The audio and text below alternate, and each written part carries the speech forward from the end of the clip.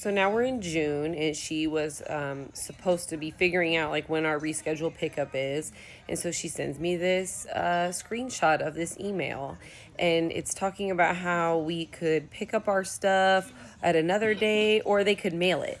So if you could have mailed this the whole time, I'm not sure why we didn't, but check out the screenshots of this. You'll want to pause and read this email. She's basically saying that this is our options, and I tell her to do the 12th and asking her if our stuff came yet. She says she's going to ask for a discount, goes back into chemo. She basically says that she missed the courier's phone call and has to reschedule, and keeps going back about how she's getting sick every time I get impatient with her, and she's getting blood transfusions and just not feeling well.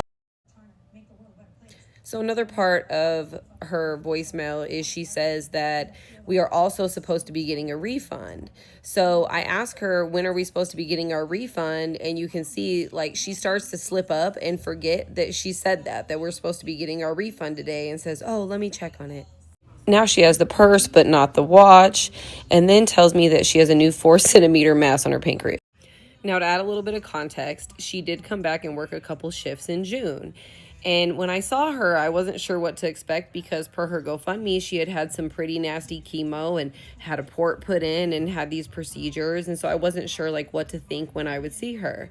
As she came in, and she looked completely healthy. I have a family member who had stage 4 breast cancer and had a port, and I know what that does to you. And I was just already suspicious at this point about everything that was going on. And, you know, when things seem too good to be true, they probably are. And from the jump, I knew that this was a gamble. But here's like a couple things that she posted that really made me question, like, okay, something just doesn't smell right. When there's smoke, there's fire. March 16th, she started chemo radiation with surgery on April 10th. She's showing her port on April 16th. And then get ready with me. On May 22nd, on her GoFundMe, she says that she's getting a port again and starting Red Devil chemo. But on June 13th, there's no port, and now she has started a new needle pointing business with apparently no port here. So she claims that cold cap saved her hair, but that doesn't really work for Red Devil chemo.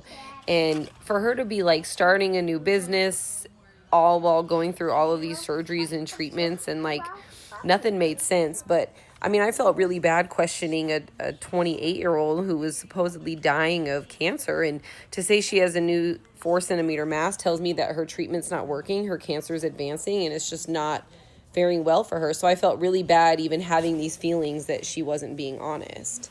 Now she wants to refund us through Melio, which never came, and I'm pressing her for my money, and she says she's coming back from New York and is staying at her sister's but doesn't know the address. And I'm like, it's 2024, Zelle, Venmo, Cash App, a pigeon. I don't care, just run me my money, girl, at this point.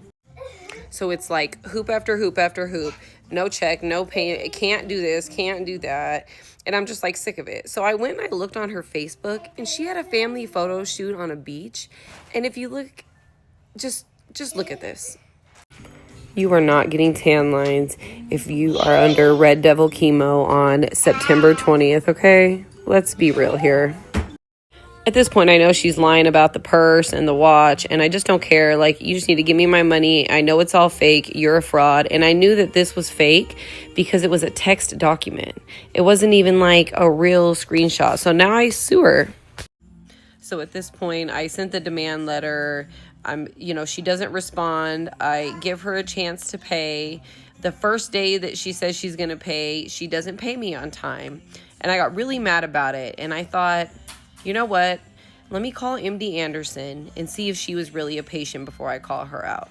And if she's a patient, I'm going to be an a-hole till I die, and I'm putting $500 down on her bill. Call MD Anderson. I give her name.